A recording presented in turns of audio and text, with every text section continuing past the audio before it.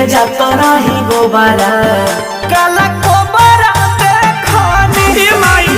और छके में देवारा के थोड़ा